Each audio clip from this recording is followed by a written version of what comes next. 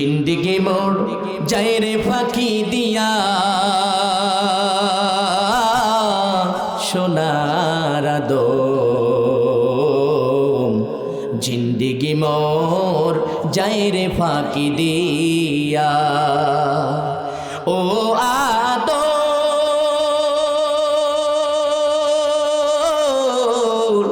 ও जिंदगी मोर जाए रे फाঁকি দিয়া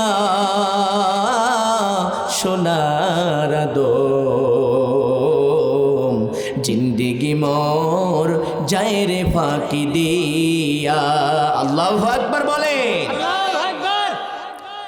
বন্ধুগণ আমার বাজান আমার লক্ষ্য করে খেয়াল করেন আজকে এমন একটা মাহফিল মসজিদের উন্নত কল্পের জন্য মাহফিল অনেকজন চিন্তা ফিকির করেছে জমিনের কিছু ফসল দিবে এরপরে পকেটের কিছু টাকা দিবে জানের বদল জান দান করবে কিন্তু কোন ঘরের জন্য আপনি দান করতেছেন একবার আপনি ভেবে দেখেন যেটা হলো বাইতুল্লাহর শাখা আল্লাহর ঘর মসজিদ জোরে বলেন সুবহানাল্লাহ। আমার মুসলমান ভাইয়েরা যারা রাস্তাঘাটের মধ্যে আছেন দোকান পাটে আছেন চার হোস্টেলের মধ্যে আছেন দাদা ভাই মাহফিলের মধ্যে বসে যান আপনাদের আমি আলোচনা শুনাইব আল্লাহর নবী আখিরি জামানার পয়গম্বর সুন্দর করে ডাকতে বলে বেলাল রে তুমি যে জায়গায় উঠেছো বেলাল কাবার মাঝখানে বেলাল আজান দাও বেলাল আজান দাও আজান দাও নবী আমার বেলালকে যখন এই কথা বললেন হযরত বেলাল ডাক দিয়ে বলে ও আমার দয়ার নবী মায়ার নবী আমি কোন দিকে হইয়া আজান দেব দক্ষিণ দিকে হইয়া আজান দেব নাকি পূর্ব দিকে হইয়া আজান দেব নবী আমার ডাক দিয়ে বলে বেলাল তুমি কাবার মাঝখানে দাঁড়িয়ে আছো আর ওই কাবার মাঝখান থেকে তুমি কোন দিকে হইয়া আজান দিবা কারণ কাবার দিকে তুমি নয় কারণ কাবা তোমার মাঝখানের মধ্যে রয়ে গেছে তবে বেলাল জানো আল্লাহ রাব্বুল আলামিন কাবার পরে আমার স্থান দিয়েছে আমাকে সম্মান বানাইছে আমাকে সম্মানী করেছে বেলাল রে অন্য দিকে না তাকাইয়া বেলাল তুমি আব্দুল্লাহর সন্তান মুহাম্মাদের দিকে তাকাইয়া আজান দাও আল্লাহু আকবার। মুসলমান ভাইরা পাঁচ ওয়াক্ত নামাজ কেন আসলো আল্লাহ রাব্বুল আলামিন কেন পাঁচ ওয়াক্ত নামাজ দিল কিসের জন্য দিল কিন্তু প্রথম 50 ওয়াক্ত নামাজ ছিল কিন্তু 5 ওয়াক্ত নামাজ কোন কোন নবীর কাছে ফজরের নামাজটা কোন নবীর উপরে এসেছে জোহর নামাজটা কোন নবীর উপরে এসেছে আসরের নামাজটা কোন নবীর উপরে এসেছে মাগরিবের নামাজটা কোন নবীর কাছে আমার আল্লাহ রাব্বুল আলামিন দিলেন ঈশার নামাজটা কোন নবীর উপরে এসেছে আমাদের জানা দরকার আছে কিনা যদি জানা থাকে প্রিয় মুসলিম মিল্লাত অবহেলার সময়টা নষ্ট করে দিও না এই সময় অনেক দামি অনেক দামি অনেক দামি মালিক আমার রব আমার আল্লাহ কত সুন্দর করে জানিয়ে দেয় বান্দারে এমন একজনকে মান সম্মান আমি রব আমি আল্লাহ রাব্বুল আলামিন বানিয়েছি যার নামটা হলো রাফা'না লাকা যিকরাক একবার ঝংকারে দিয়ে বলেন আল্লাহু আকবার। তাহলে আমরা জানি ইন্নাস সালাতি ওয়া নুসুকি ওয়া মাহইয়ায়া ওয়া মামাতি লিল্লাহি রাব্বিল আলামিন আমার নামাজ আমার দান সদকা আমার হজ আমার সকল কিছু ইবাদত বন্দেগী দাসত্ব গোলামি কার জন্য হবে আল্লাহর জন্য। কথা বলেন কার জন্য আল্লাহর জন্য যদি হয় তাহলে আমি একটা নতুন আপনাদের আলোচনা তুলে ধরেছি 5 ওয়াক্ত নামাজ কোন কোন নবীর উপরে আমার আল্লাহ রাব্বুল আলামিন দিয়েছে আলোচনাটা নতুন না পুরান কথা বলেন নতুন আলোচনা আর কোন নবীর উপরে এই ফজরের নামাজটা আসলো, এরপরে জোহরের নামাজটা আসলো, আমরা সেই দিকে আমরা লক্ষ্য করব। আমরা যখন সুন্দর করে ওযু করে আল্লাহর ঘর মসজিদের দিকে চলে যাই, আমরা একজনের আওয়াজ শুনে যাই, সেটা হলো মুয়াজ্জিন সাহেব যখন আজান দিয়ে দেয়। আজও সেই আজান আছে, বিলাল যেমন আজান দিয়েছিল সেই আজানের প্রতিধ্বনিটা এখনো আছে। আমার রব আমার আল্লাহ এদেরকে এত সম্মানী করেছে একটা কারণে, কারণ আমার আল্লাহ রব্বুল আলামিন অফুরন্ত তাদেরকে ভালোবাসে। জোরে বলেন ঠিক কিনা? আল্লাহকে যে পাইতে চাই হযরতকে ভালোবেসে, মৌলাকে যে পাইতে চাই আরশ কুরসি লৌহ কলম, আরশ কুরসি লৌহ কলম না চাহিয়ে পেয়েছে সে, মালিকি যে ভালোবেসে, আল্লাহকে যে ভালোবেসে। আল্লাহু আকবার বলে। কারণ আমার নবী কেমন করে ভালোবাসলেন, কোনো কিছুই আল্লাহর কাছে দাবিদার করেন নাই, চান নাই, অ্যাপ্লিকেশন করেন নাই, দরখাস্ত দেন নাই, কিন্তু আমার রব আমার আল্লাহ বন্ধুকে এত ভালোবাসে, নবীকে এত ভালোবাসে, না চাওয়ার কারণে লৌহ কলম কুরসি সব কিছু আমার নবীর জন্য দান করেছে। একবার কি ঝংকারে দেয়া বলা যায় না সুবহানাল্লাহ? আসলে এটাই সত্য কথা। যারা নামাজিওয়ালা ব্যক্তি, যারা আল্লাহওয়ালা ব্যক্তি, ওই মানুষটা কখনো মেলার মধ্যে থাকতে পারে না। কথা কন না কেন? ওই মানুষটা চার হোস্টেলে বসে থাকতে পারে না। ওই মানুষের অন্তরের মধ্যে কোরআনের কথা বাজে, ওই মানুষের অন্তরের মধ্যে তার দিলের মধ্যে আল্লাহ রব্বুল আলামিনের কথা বাজে। মালিক দেখে ভয় পায়, কারণ আপনার কথা আমার কথা আল্লাহ রব্বুল আলামিন রেকর্ড করার জন্য রহমতে ফেরেশতাদেরকে বাজেট করে দিয়েছে। ইকরা কিতাবাকা, এই নাও তোমার জীবনের জন্য ডায়েরি। এই ডায়েরিতে লেখা থাকবে কত সময় তুমি এরমভাবে দ্বীনের কাজ করেছো, কত সময় দুনিয়ার কাজ করেছো, কত সময় অবহেলায় হেলায় দুলায় কাটিয়েছো। সম্পূর্ণ কিরামান কাতিবিন সুন্দর করে লিখিতে বদ্ধ করেছে। কথা বলেন ঠিক কিনা? আল্লাহর আদালতে, মালিকের আদালতে লেখা থাকে। কথা বলেন ঠিক কিনা? বন্ধুগণ আমার কেমন করে লেখা থাকে বলে, যারা ইমানদারওয়ালা মুত্তাকিনওয়ালা ওই মানুষগুলো ফাঁকে থাকতে পারে না। তার ডকুমেন্টটা সুন্দর করে জানিয়ে দিলেন, ওয়া মিনান নাসি বাইয়াকুলু আমান্না আমান্না বিল্লাহি ওয়া বিল ইয়াউমিল আখিরি ওয়া মা হুম বিমুমিনিন। আল্লাহু আকবার। যারা মুমিন, যারা মুত্তাকিন, তারা শয়তানের জাল ছিঁড়ে আল্লাহর কাজের জন্য আসে। কথা বলেন ঠিক কিনা? কারণ কেমন করে তারা শয়তানের জালকে ভেদ করিয়া তারা কেমন করে চলে আসে, কেমন করে জীবনটা সাজাইতে পারে, কেমন করে জীবনটা এরমভাবে অগ্রিম করে। বাজানরে আমার, আপনাদের আলোচনা আমি সুন্দর করে শুনাইব। আমি কয়েকটা দান আপনাদের সম্মুখে তুলে ধরার পরেই সুন্দর করে আপনাদেরকে আমি আলোচনা শুনাইব। 5 ওয়াক্ত নামাজ কেন আমার আল্লাহ রব্বুল আলামিন দিল, কোন কোন নবীর উপরে আমার রব আমার আল্লাহ দিয়ে দিল, আমাদের জানা দরকার আছে কিনা? এই দুনিয়া দেখতে যেমন শুধুই মায়ার ঘর, আইসো একা যাইবা একা, কিসের অহংকার রে মানুষ, কিসের অহংকার। আসলে এটাই সত্য কথা। তুমি মনে করতেছো আনন্দ ফুর্তির মধ্যে আমি কাটিয়ে দিচ্ছি, আমি মনে হয় লাভবান হচ্ছি। না, কখনো তা হতে পারে। আমার মুসলমান ভাইয়েরা, আলোচনা আমি আপনাদের শোনাইব। এবার বলেন তো, যে ব্যক্তিটা নামাজে দাঁড়ায় ওই ব্যক্তিটা কোনো সালামের জবাব দিতে পারে না, ওই ব্যক্তিটা কথা বলতে পারে না, ওই ব্যক্তিটা ডাইনেও তাকাইতে পারে না, ওই ব্যক্তিও বামেও তাকাইতে পারে না। নামাজ যখন পড়বে বান্দা তখন সুন্দর করে আল্লাহু আকবার বলে সানা পাঠ করিয়া বলে সুবহানা রাব্বিয়াল আযীম, সুবহানা রাব্বিয়াল আযীম। এইভাবে বলার পরেই বান্দা সিজদা লাগাইয়া বলে সুবহানা রাব্বিয়াল আলা, আলা সুবহানা রাব্বিয়াল আলা। এইভাবে যখন বলে আমার রব আমার আল্লাহ, ডাক দে বলে বান্দারে আমাকে রব বলে যখন তুই স্বীকার করেছিস, আমার পবিত্র নাম ধরে যখন ডাক দিয়েছিস, আমি রব আমি আল্লাহ আসমানে থাকতে পারি নাই একবার কি জবান খুলে বলা যায় না সুবহানাল্লাহ? থাকতে পারে নাই।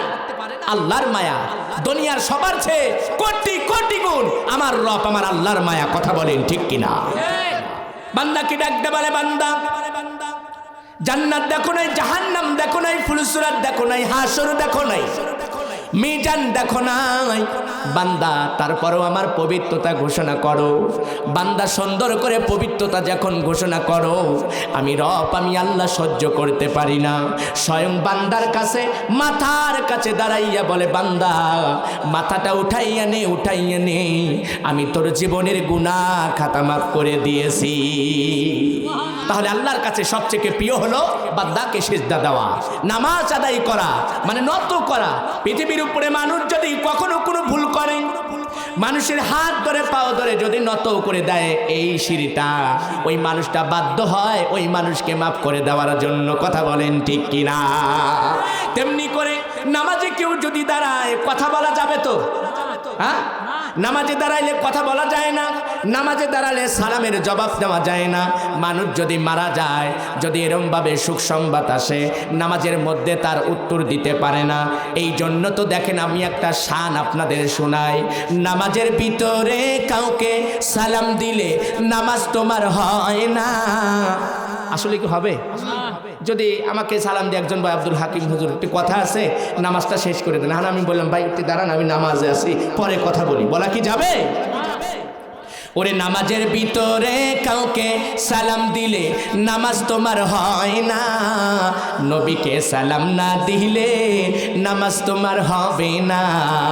আর কিছু মুখার ঘটনা রে ভাই হাদিসেতে আছে, নবীর কদম চুম্মা খেয়ে আরো সে উঠেছে।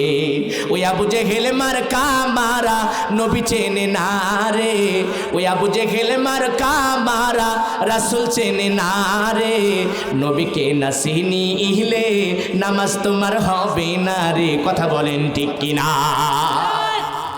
নবীর মোহাব্বত, নবীর প্রেম, নবীর ভালোবাসা তোমার অন্তরে গঠন করতে হবে। নবীর প্রেম নবীর মোহাব্বত যারা অন্তরে নিবে ওই মানুষটা কখনো বেহায়াভাবে চলতে পারে না, ওই মানুষটা কখনো এরমভাবে জুলুম অত্যাচার করতে পারে না, ওই মানুষটা একেবারে আল্লাহ রব্বুল আলামিনের ইবাদত বন্দেগী করার জন্য মগ্ন থাকবে। তাহলে আমি আপনাদের আলোচনা শুনাইয়া যাব বাজানরে আমার। আবু জেহেল মার্কা মারা এই জন্য নবী চেনে নাই, কত সুযোগ এসেছে তারপরেও কালেমা পড়ে নাই। নবীজি 400 বার করে কালেমার দাওয়াত দেওয়ার জন্য আল্লাহর নবী আখিরি জামানার পয়গম্বরকে সুন্দর করে আহারে কালেমা নিয়ে বারবার করে কিতাবের মধ্যে প্রমাণ করে 400 বার আমার দয়ার নবী মায়ার নবী সুন্দর করে কালেমা নিয়ে গেছেন, তবুও ওই আবু জেহেল কালেমা পড়ে নাই। কথা বলেন ঠিক কিনা? আজও বাংলার জমিনের উপরে এমনও মানুষ আছে আবু জেহেলের চেয়েও খারাপ। কথা বলেন না কেন? মানুষের উপরে অত্যাচার করে, মানুষের উপরে নির্যাতন করে, মানুষের উপরে নিপীড়ন করে। তবে আবু জেহেলের মতন যদি তোমরা খারাপ হও, মনে রাখো মালাকুল মাউত কিন্তু কাছে, মালাকুল মাউতের হাত থেকে রেহাই পাইবা না।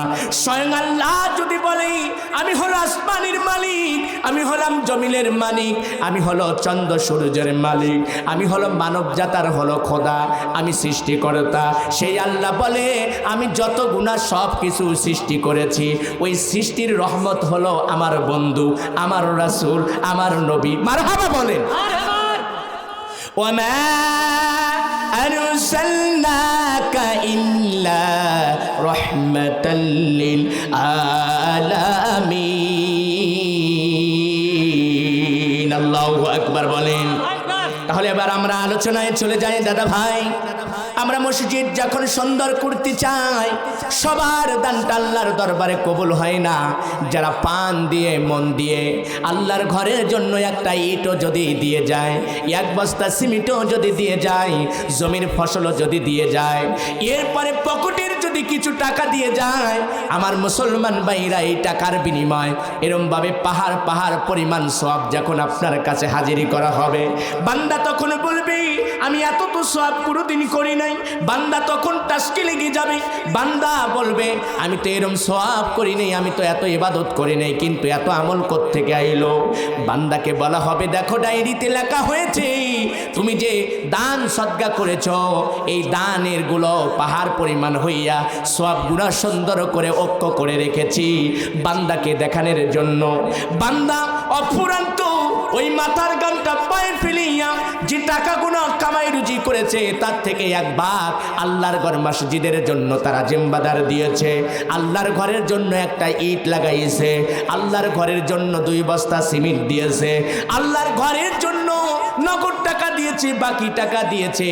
ওই টাকার সওয়াবগুলো পাহাড় পাহাড় পরিমাণ আমার রব আমার আল্লাহ জমা দিয়েছে। জোরে বলেন সুবহানাল্লাহ।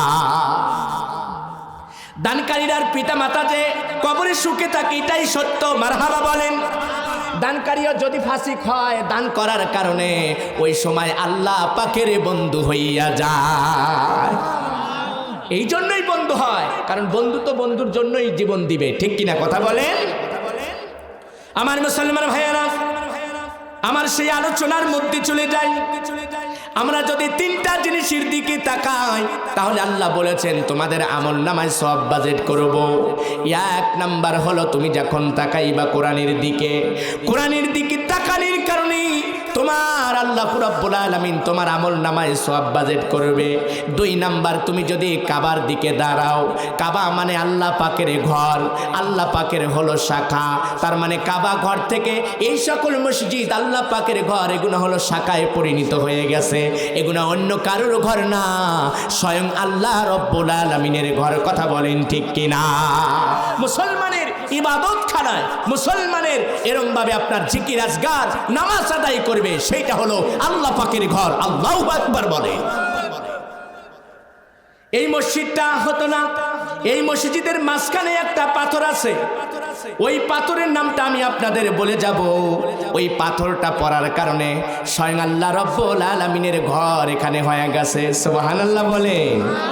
এই জন্য তো আমাদের জীবনটা সাজাইতে হবে এমনভাবে, জীবনটা সাজাইতে হবে নামাজ দিয়া।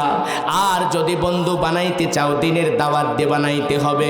বলেন নবী সাল্লাল্লাহু আলাইহি ওয়াসাল্লাম বাল্লিগু আনলি ওয়ালাউ আয়া, তোমার কাছে ভালো কথা আছে, সুন্দর কথা আছে, ওই কথাগুলো মানুষের ধারে ধারে তুমি দাওয়াত দিয়ে দাও। সুবহানাল্লাহ বলে। আমরা এই আলোচনা রাখি, আমরা যে আলোচনাগুলো শোনার জন্য এখানে এসেছি মুসলমান ভাইরা, এই জন্য প্রাণ খুলে মন খুলে আমরা ওয়াজটা শুনবো। ফজরের নামাজটা আল্লাহ রাব্বুল আলামিন সুন্দর করে আহারে আদম নবীর উপরে দিয়ে দিলেন। 2 রাকাত নামাজ আদম নবীর কাছে কেন দিলেন, কিসের জন্য দিলেন, আমাদের জানা দরকার আছে কিনা? মায়ের পিঠে যখন সন্তান থাকে, বাজান দিয়ে আমার লক্ষ্য করেন, আপনাদের আর একটা উদাহরণ দিলে সবথেকে ভালো মতে বুঝতে পারবেন। শুকরিয়া কেন আদায় করব, আমরা ফজরের নামাজটা কেন আদায় করব, কোন কারণে আদায় করব? এই জন্য শুকরিয়া আদায় করব। মায়ের পেট থেকে যখন আমি ছিলাম, মায়ের পেটে যখন এরমভাবে ধীরে ধীরে বড় আমার আল্লাহ বানাইছে। এবার বলেন পূর্ব দিক থেকে যখন সূর্যটা ওঠে একেবারে সরাসরি কি বড় হইয়া ওঠে না, সুন্দর করে আস্তে আস্তে ওঠে, আস্তে আস্তে উঠে সূর্যের একটা যৌবন আছে, ওই সূর্যটা সুন্দর করে বেলাটা উঠিয়া গেল, মায়ের পেট থেকে একটা সন্তান হইয়া গেল। জন্মগ্রহণ করার কারণে শুকরিয়া আদায় করার কারণে এই ফজরের নামাজটা আমার রব আমার আল্লাহ দিয়েছে। একবার জবান খুলে বলেন সুবহানাল্লাহ। নামাজিরা আল্লাহর মেহমান, মারহাবা বলি। নামাজিরা আল্লাহর মেহমান, আখিরাতে পাইবেন সম্মান। ওরে নামাজিরা আল্লাহর মেহমান, আখিরাতে পাইবেন সম্মান ফুলসুরত পারি দিবে বিজলির আকারে ফুলসুরত পারি দিবে বিজলির আকারে নামাজেতে খোদার দিদার ভাগ্যে জুটিতে আয়রে মুমিনি সবাই মিলে নামাজ পড়িতে কথা বলেন ঠিক কিনা তার মানে নামাজের মধ্যে শান্তি রয়ে গেছে হযরত আলীর নামাজের দিকে 1 নাম্বার ছিল জিহাদের দিকে 1 নাম্বার ছিল দানের দিকে 1 নাম্বার ছিল এরপরে হলো আপনার শেরে আলী যুবক হিসাবে টাকরা জওয়ান হিসাবে 1 নাম্বার ছিল মারহাবা বলেন নবী রাসূল এমনি এত দামি হয় নাই সাহাবা একরাম এত দামি হয় নাই বড় পীর আব্দুল কাদের জিলানী রহমাতুল্লাহ আলাইহি এত দামি হয় নাই খাসখাস ওলি আল্লাহরা এমনি দামি হয় নাই একটা কারণে দামি হয়েছে তারা আল্লাহ পাকের আইন মেনেছে নবীর সুন্নত তরিকায় চলেছে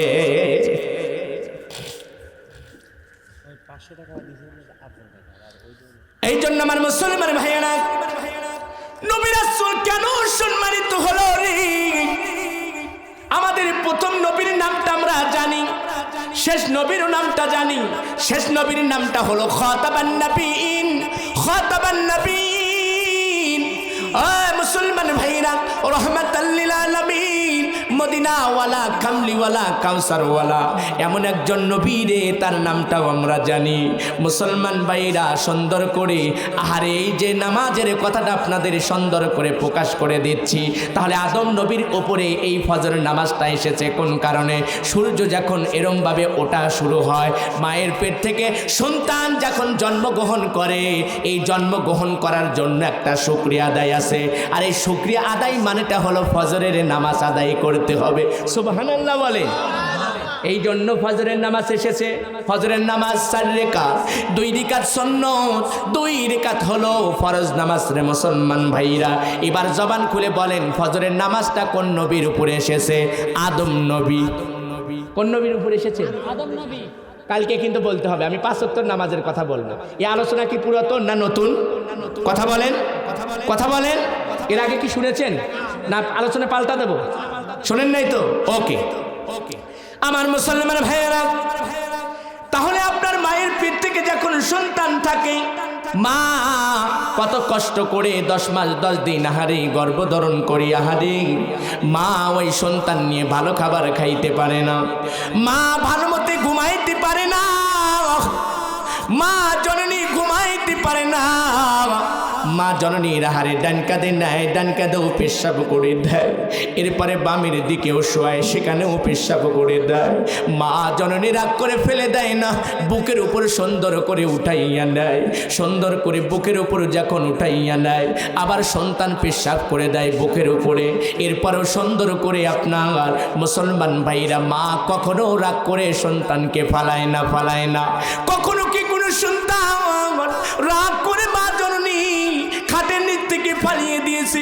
সন্তানের উপর রাগ করেছে সন্তানকে আঘাত করেছে মা তখন জানে এই সন্তানের কোনো জ্ঞান নাই ছোট সন্তান যার কারণে বাম দিকেও পেশাব করে দেয় ডান দিকেও পেশাব করে দেয় সারাদিন অন্তরে মা সুন্দর করে খাবার খাইবে কোলের মধ্যে নিয়ে সন্তানকে নেওয়ার সঙ্গে সঙ্গে পেশাব পায়খানা উভয় করে দেয় মা জননী পেশাব পায়খানাকে দেখে রেখে খাবার খায় রে মুসলমান ভাইরা খাবার খায় একটাই কারণে মা সন্তানকে কলিজার চেয়েও বেশি ভালোবাসে একবার জবান খুলে বলেন কথা ঠিক কিনা মা তুমি আমার আগে যেও না চলে আসলে এটাই সত্য কথা যাদের মা চলে গেছে বাবা চলে গেছে আসলে তারাই কেবলমাত্র বোঝে মা কি জিনিস বাবা কি জিনিস কথা বলেন ঠিক কিনা যাদের বেঁচে আছে তারা বুঝবে না যাদের বেঁচে আছে তারা বুঝবে না কেন মুসলমান ভাইয়েরা কেন বুঝবে না কারণটা হচ্ছে মায়ের কদর তারা এখনো বুঝতে পারে নাই মা যে বেঁচে আছে বাবাকে বেঁচে আছে বাজান রে আমার বাবা সুন্দর করে সন্তান নামাজে দাঁড়াইছে নফল নামাজ ইবাদত করতেছে মোস্তাহাব আমল শুরু করে দিয়েছে ওই সময় যদি মা ডাক দেয় ও আমার আব্দুল হাকিম রে ও আমার আব্দুল রানা রে ও আমার আব্দুল মতিন রে ওই সময় নফল নামাজ ছেড়ে দিয়ে মায়ের ডাকে সাড়া দেওয়া হলো ওয়াজিব আল্লাহু আকবার বলে ওই সময় আপনি নামাজ ছেড়ে দিয়ে ওই মায়ের ডাকে বাবার ডাকে সারা দেওয়া ওয়াজিব। সুবহানাল্লাহ বলে। আমরা জানি না তাই বলি নফল নামাজের নিয়াত করি, তারপরও যদি মা ডাকে ঠিক অনুরূপভাবে মা বাবা যখন ডাকবে নফল নামাজ ছেড়ে দিয়ে মা বাবার ডাকে সারা দেওয়া হলো ওয়াজিব। এবার লক্ষ্য করেন, খেয়াল করেন, এই জন্য তো মায়ের জন্য মন কাঁদে, পান কাঁদে, দিল কাঁদে। এই জন্য তো আমি আপনাদের শান বুঝাইতেছি, মা তুমি আমার আগে যেও না চলে, আমি কেমন করে দেব মাটি, মা আমি কেমন করে দেব মাটি তোমার কবরে, মা তুমি আমার আগে যেও না চলে। নরম বেচানায় বসতো মাগো, ওরে বসতে দিতাম শীতল পাটিতে, সেই প্রিয় মা নিল বিদায়, মা সেই প্রিয় মা নিল বিদায় আমায় সারিয়া, মা তুমি আমার আগে যেও না চলে। আমার বাজানরা একটা কথা বলেন, আসলে মায়ের মতন এত ভালোবাসা এত দরদি কি জগতে আছে? কথা বলেন। দুনিয়ার উপরে একজন কেবল ভালোবাসে রে, সে হলো মা, সে হলো মা। এই জন্য মায়ের পায়ের নিচে হলো সন্তানের জান্নাত। আল্লাহু আকবার বলে। মায়ের পায়ের নিচে জান্নাত এমনি দেয় নাই, মুসলমান ভাইরা এমনি দেয় নাই, নিশ্চয় নিশ্চয় অবশ্যই দামি মা। এই জন্য কারণ মা যত কষ্ট করে রে বাবা তত কষ্ট করে না।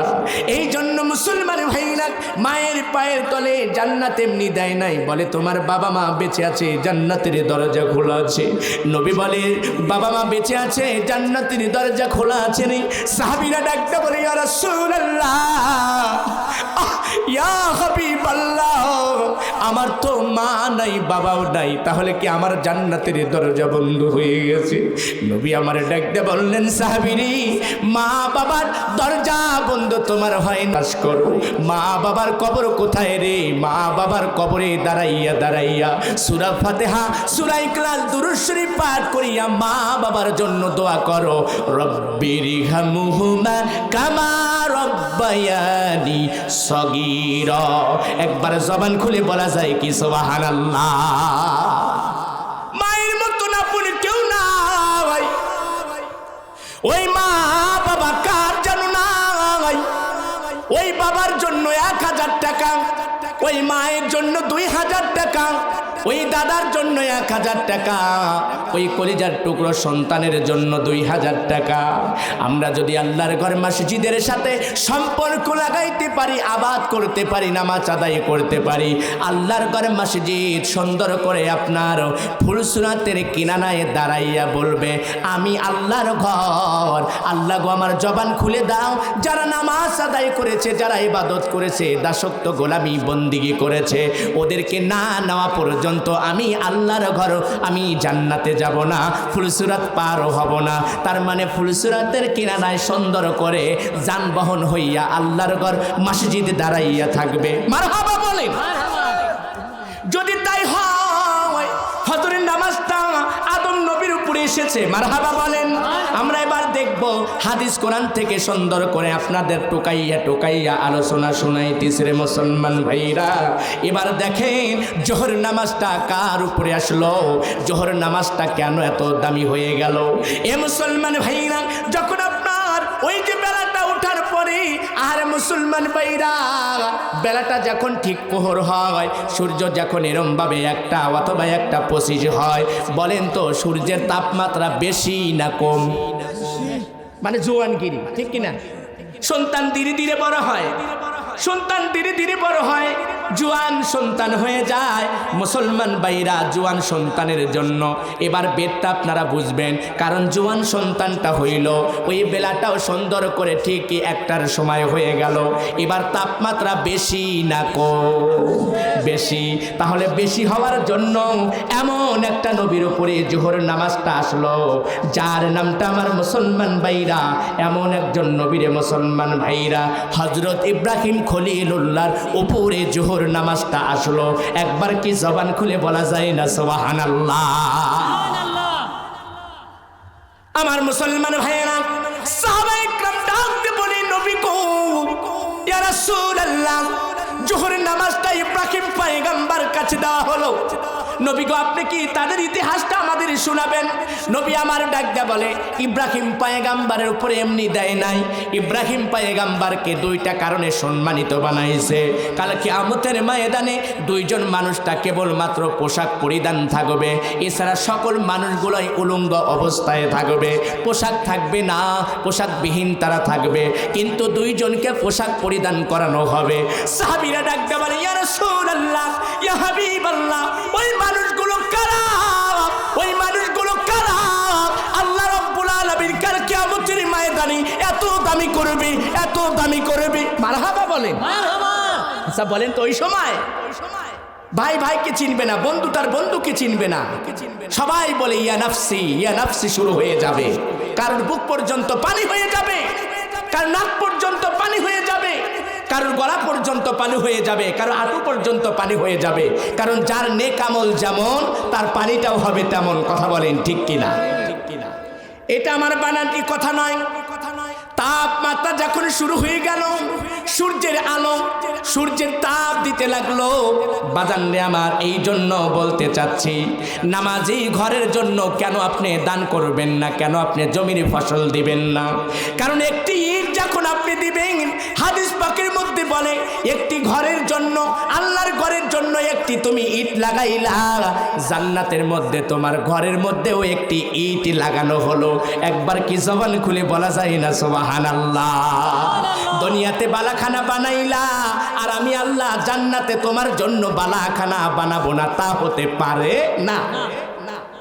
তুমি দুনিয়াতে আল্লাহর ঘরের সাথে সম্পর্ক রেখেছো, পকেটের টাকা তুমি নিয়েছো, এরপরে ধান দিয়েছো, সিমেন্ট দিয়েছো, জান দিয়ে পান দিয়ে তুমি দান করেছো, আর আমি আল্লাহ রাব্বুল আলামিন তোমার জন্য জান্নাতে কিছুই বানাবো না, তা হতে পারে না। দুইজন মানুষ যে পোশাক পরিধান করেছিল, বলবো বলবো আমার মুসলমান ভাইরা, এক নাম্বার আল্লাহ রাব্বুল আলামিন জানিয়ে দিলেন আমার ইব্রাহিমকে এত সম্মানী কেন করলাম। ইব্রাহিম খলিলুল্লাহকে সম্মানী করা হলো একটা কারণে, কারণ নমরুদ আগুনের মধ্যে দিয়েছিলেন, ওই আগুনের পাওয়ার দেখাইতে পারে না। আমার আল্লাহ রাব্বুল আলামিন সুন্দর করে জিব্রাইল আমিনকে পাঠায় দিয়ে বলে, জিব্রাইল রে বলে দাও আমার বন্ধুকে, তোমার পাখা দ্বারা এমন একটা বাড়ি দিলে নমরুদের আগুন বিচ্ছিন্ন হয়ে যাবে। জিব্রাইল আমিন ডাকতে বলে, বন্ধুরে আপনার জন্য আল্লাহ আমাকে পাঠাইছে, আপনি বলেন শুধু আমি একবার একটা ডানা দিয়ে ৬,০০০ আমার কাছে এরম ভাবে ৬০০ ডানা রয়ে গেছে, আমি একটা ডানা দিয়ে এরম নমরুদের আগুনকে নিভাইয়া দেব। ইব্রাহিম পয়গম্বর ডাকতে বলে, জিব্রাইল রে তোমার সাহায্য লাগবে না, আমার সাহায্যের জন্য আমার রব আমার আল্লাহই যথেষ্ট। ওনার এমন বিশ্বাস ছিল, জিব্রাইল আমিন ডাকতে বলে, আল্লাহ এমন পয়গম্বরের কাছে পাঠাইছিলাম, আমার সাহায্য নিতে চায় না, আমার সাহায্য নিতে চায় না। আমার আল্লাহ তখন বললেন, আগুন রে আমার ইব্রাহিমের জন্য নয় গরম নয় ঠান্ডা, আরামদায়ক কেমন ভাবে হইয়া যাইবা, আমার ইব্রাহিম সুন্দর করে সেখানে থাকবে। ইব্রাহিম পয়গম্বর সুন্দর করে জবান দিয়ে বলে গিয়েছিল, আমি যতদিন নমরুদের আগুনের মধ্যে ছিলাম এর সে আরামদায়ক জায়গা আমি কোনোদিন পাই না। আল্লাহু আকবার বলে, কারণ এমন একটা জান্নাতের বাগিচা বানায়া দিয়েছিল আমার আল্লাহ, আমার রব, আমার মৌলা। এই জন্য ইব্রাহিম পয়গম্বরকে কাল কিয়ামতের ময়দানে পোশাক পরিধান করানো হবে, কারণ উলঙ্গা করে আগুনের মধ্যে ফেলে দেওয়া হয়েছিল।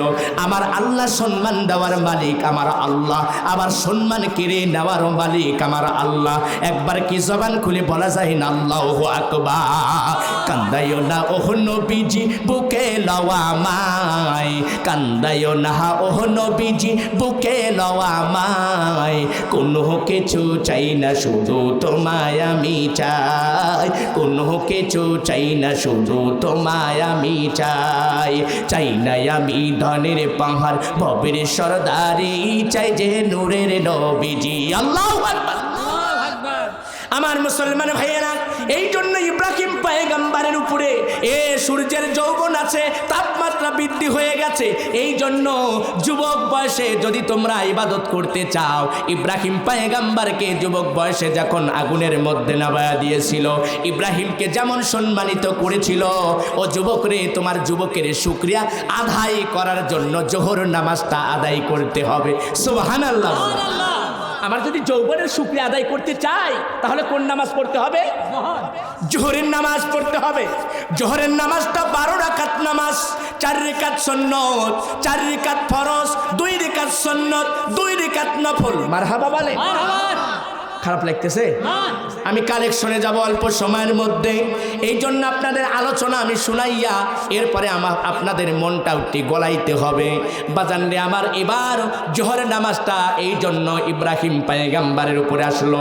যদি যৌবনের শুকরিয়া আদায় করতে চাই, তাহলে জোহরের নামাজ পড়া দরকার আছে কি না? ইন্নাস সালাতা তানহা আনিল ফাহশাই ওয়াল মুনকার। যিনি নামাজওয়ালা, এই জন্য আমার বয়ানটির মধ্যে দেখবেন, ইউটিউবের মধ্যে আমি বলেছি, বান্দা তুমি ঘুষ খাও তবুও নামাজের হালনাতে দাঁড়াও, বান্দা তুমি মদ খাও তবু সুন্দর করে নামাজের হালনাতে দাঁড়াও, বান্দা তুমি নেশা করো তবুও নামাজের হালনাতে দাঁড়াও, বান্দা তুমি সুদের খাতায় নামটা লেখাইছো তবুও নামাজের হালনাতে দাঁড়াও। কারণ একদিন হতে পারে ওই নামাজই তোমাকে সুদ থেকে মুক্ত করে দিবে, ঘুষ থেকে মুক্ত করে দিবে, এরপরে জান্নাতের একটা ডকুমেন্ট দিয়ে দিবে। একবার কি জবান খুলে বলা যায় না সুবহানাল্লাহ? আমাদের দোয়া করতে হবে প্রাণ খুলে, মন খুলে, তারা ভালো হয়ে যাবে। ঠিক কিনা কথা বলেন আমার মুসলমান ভাইয়েরা? লক্ষ্য করেন, খেয়াল করেন, জোহরের নামাজটা পড়ে আসরের নামাজটা, মুসলমান ভাইরা আসরের নামাজটা দেখেন কত দামি। বার্ধক্যের একটা সময় আছে, যুবকের পরেই কিন্তু বার্ধক্য আসে। কথা বলেন? তাকরা জোয়ান হয়েছ, হাতে পায়ে বল থাকে না, জোয়ানের পরে আর সেই 2 মনে বোঝা আর একা তোলা যায় না। কথা বলেন না কেন? এই জন্য এখনো সময় আছে, এখনো সময় আছে, নামাজের কাতারে আসো, মসজিদের সাথে প্রেম লাগাও, মসজিদের সাথে আবাদ করো, মসজিদের সাথে সম্পর্ক রাখো। যদি মসজিদের সাথে সম্পর্ক রাখতে চাই, তাহলে আমাদের দান সদকা করা দরকার আছে কি না? কথা বলেন, আছে কি না? বসেন কাকা। লিল্লাহি তাকবীর। আল্লাহু আকবার। কাকা চলে গেল, কাকা যায়েন না, আসেন বসেন। কেরে বা? আচ্ছা হনে নেই দিয়ে গেছেন, একবার চলে যেতেছেন কেবল জানেন। কাম হরা হইতেছে, সিমেন্ট 2 বস্তা লিখে দিলাম, দেই 40 বস্তা, মানে এর আগে দিছি নাকি? লিল্লাহি তাকবীর। আল্লাহ আমার সবুজ আঙ্কেল কাকা হারে 1000 টাকা মসজিদের জন্য দান করলো। আল্লাহ দানখানি কবুল আর মঞ্জুর করে নাও। তার মায়ের কবরখানি জান্নাতের বাগিচা করে দাও। বংশের মধ্যে যতগুনা মানুষ গহীন কবরে ঘুমায়, সকলের কবরখানি বাগে জান্নাতের বাগিচা করে দাও। জবান খুলে বলেন আমিন। আমি কালেকশনেই যাবো, এই জন্যই বলতেছি যে জোহরের নামাজটা চলে গেল, এবার মাগরিবের নামাজটা, জোহর পরে আসের নামাজটা, তাহলে জোহর নামাজটা 12 রাকাত আর আসের নামাজটা হলো 8 রাকাত। সুবহানাল্লাহ বলে। 4 রাকাত সুন্নাত, 4 রাকাত ফরজ। আসলে মূলত কিন্তু নামাজ 8 রাকাত আসরের নামাজ। ঠিক কিনা কথা বলেন? আসরের নামাজটা মুসা কালিমুল্লাহর উপরে নাজিল হয়ে গেল। সুবহানাল্লাহ বলে। কেন নাজিল হলো? বার্ধক্য দেখেন, যুবকের পরে আপনার মাথাটা হেলে যায়, তার মানে তখন বয়সটা মোটামুটিভাবে 40 আপ হয়, 50-এর কাছাকাছি যায়। ওই সময় যুবকের মতো না আর আপনার বল আসে না। তার মানে হলো সূর্য আর ঠিক দুপুরে নাই, সূর্যটা আসরের আগাআগি করে লাল বর্ণ কেবল একটি ধারণ করেছে, সামান্য লাল বর্ণ ধারণ করেছে। আপনার যৌবন, আমার যৌবন, আপনার বল লাল বর্ণ ধারণ করেছে। জবান খুলে বলেন কথা ঠিক কিনা? একটা মানুষকে পোশাক পরিধান করাইছে, সেটা হলো ইব্রাহিম পয়গম্বরকে। আর একটা মানুষের নাম কি শুনবেন?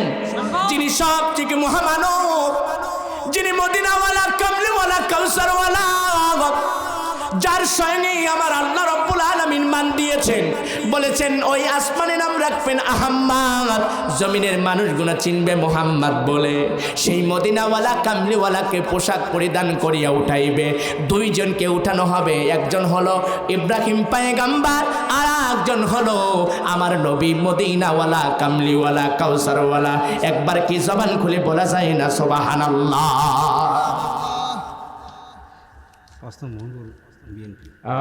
মোহাম্মদ মনিরুজ্জামান না মনি, আরে সম্মানিত সভাপতি ছিলেন নাকি? মোহনপুর সভাপতি, হ্যাঁ ইউনিয়ন, হ্যাঁ ইউনিয়নের সম্মানিত সভাপতি সাহেব, আরে 2000 টাকা নগদ আর 1 বস্তা সিমেন্ট দান করলেন। লিল্লাহি তাকবীর, নারে তাকবীর। দোয়া করি আল্লাহুম্মা আমিন। আল্লাহ জনগণের সেবা করতে চায়, জনগণের পাশে থাকতে চায়। রব্বুল আলামিন দয়া করে মায়া করে নামাজিওয়ালা বানাইয়া দাও, দিনদারওয়ালা বানাইয়া দাও, নবীর সৈনিক বানাইয়া দাও, আল্লাহর ঘর মসজিদের সাথে সম্পর্ক লাগাইয়া দাও। একবার জবান খুলে বলি না আমিন। আমি একটি কালেকশন করে তারপরে আপনাদের এই ওয়াজগুলো শোনাচ্ছি। হ্যাঁ, একটু কষ্ট হবে, আসরটা শেষ করে দেওয়া লাগবে। আচ্ছা, আসরটা শেষ করবো না, থাকেন, সমস্যা নাই। আরো আছে 2 রাকাত নামাজে 18 সিজদা হয়। ইয়াবার কোন নামাজ? জীবনে তো এরকম ওয়াজ শোনেন নাই, আজকে ওয়াজ শোনা যাব। 2 রাকাত নামাজে 18 সিজদা হয়। আমরা জানি 2 রাকাত নামাজে 4টা সিজদা হয়। 18 সিজদা আবার কেমন করে হলো? আমি আপনাদের বেদ বুঝাইয়া দেব। এই মসজিদের মাঝখানে একটা পাথর আছে, আমার আল্লাহ রাব্বুল আলামিন সুন্দর করে জানিয়ে দিয়েছে। ওই পাথরের নামটাও আবার দিয়ে দিয়েছে। আপনার জীবনের জন্য ডায়েরি দিয়েছে 2টা, একটা গুড নিউজ একটা ব্যাড নিউজ। আরে কেরামান কাতিবিন সুন্দর করে লেখে, এই লেখার কারণে আবার জানিয়ে দিয়েছে আমার রব, আমার আল্লাহ সুন্দর করে জানিয়ে দেয়। আমি আল্লাহ রাব্বুল আলামিন, আমি একটা নারীকে সালাম দিয়েছিলাম, ওই নারীটাকে তার নামটাও আমি বলে যাব। সুবহানাল্লাহ বলে। নবীর কাছে তিনটা সুন্দর করে 3 জিনিস দামি ছিল। 1 নাম্বার নামাজ, 2 নাম্বার সুগন্ধি, 3 নাম্বার প্রাণের স্ত্রী। এমনি এরম ভাবে দামি হয় নাই। কারণটা কি তাও আমি বলে যাব। মুসলমান ভাইরা, তাহলে আপনারা আবদার করেছেন আসর নামাজটা মুসা কালিমুল্লাহর উপরে আসলো। এ মুসলমান ভাইরা, এই নবীটা কিন্তু চালাক নবী ছিল, কথা বলেন ঠিক কিনা? আরে আজ্জাল কি বলেছিল, আমার যখন জান বাহির করবা আল্লাহকে বলে দাও আমার যেন সিটি দিয়া জান বাহির করে। মারহাবা বলে। একটা নবী কথা বলেছিল যে তোমার আল্লাহকে বলবা, ও আজ্জাইল তুমি আমার কাছে জান পাখি বাহির করতে এসেছো। হাদিসের ভাষায় বলা হয় কলব, আরবিতে বলা হয় রূহ, বাংলায় বলা হয় আত্মা। এইটা বাহির করার জন্য এসেছো, তুমি আল্লাহকে বলো আমাকে যেন চিঠি দিয়া আমার জান পাখি বাহির করে। সুবহানাল্লাহ বলে। আমারে কি চিঠি দিবি? ও ভাই কথা বলেন, চিঠি দিবি? মোহনপুরের গরম চলে, চাকসার গরম চলে, উল্লাপাড়ার গরম চলবে না, কবরে কারোর গরম চলবে না। কবরে চলবে নেক আমল, কথা বলেন ঠিক কিনা? আমল নেক আমল ছাড়া কবর কিছু দেখে না। আমার মুসলমান ভাইয়েরা, আসল নামাজটা মুসা কালিমুল্লাহর উপরে আসার কারণে সূর্য ডোবে না, তার মানে ডোবার কাছে যায়, লাল বর্ণ কিছুটা আকৃতি ধারণ করে। এই জন্য তোমার জীবনের একটা লাল বর্ণ দাগ হবে রে মুসলমান ভাইরা। তোমার যৌবন থাকার পরে যখন যৌবনের বাটি হয়ে যাবে, তোমার যৌবনে একটা এরম দাগ হবে। আরে 50 বছর 40 বছর বয়সওয়ালাকে বলো, ও ভাই এই 2 মনে 1.5 মনে সালাটা তুমি উঠাও, বলে ভাই আর সেই দিন নাই। কথা কন না কে? এর আগে না কইছেন না গল্প করছেন তো 200 আটি 150 আটি দানের আটি বাজেলা, হে পুরন চড়া থেকে নিয়ে আসি। এখন ভাই আর এই দিন নাই বাইরে, আটুর আর বর পাই না, আটু ফালাই দক্ষিণমুখী যায় উত্তরমুখী বাইরে। আছে কিনা কথা বলে? এই আটুর এই হাতের এই জবানের বল কি একরকম থাকবে? থাকবে না। খারাপ লাগতেছে আপনাদের? আমার মুসলমান ভাইয়েরা, এই জন্য আসর নামাজটা মুসা কালিমুল্লাহর উপরে এসেছে। এই জন্য আপনি যদি লাল বর্ণের যৌবনটা আপনি যদি আদায় করতে চান, শুকরিয়া আদায় করতে চান, শুকরিয়া আবার কি, আল্লাহর শুকরিয়া যদি আদায় করতে চান, তাহলে আসর নামাজটা পড়া দরকার আছে কি না? আর কত সুন্দর করে লিপিবদ্ধ করে দিল যে তুমি আসর নামাজ পড়বে, তোমার জীবনটা সাজায় দাও। তোমার যৌবন থেকে, জন্ম থেকে শুরু করে বৃদ্ধ পর্যন্ত আমি আল্লাহ নামাজ দিয়েছি। আরে ব্যায়াম করা লাগবে না, সকালবেলা আপনি নামাজের হাল্লাতে দাঁড়ান, আপনার সকল প্রকারের ব্যায়াম হয়ে যাবে, ঠিক কিনা?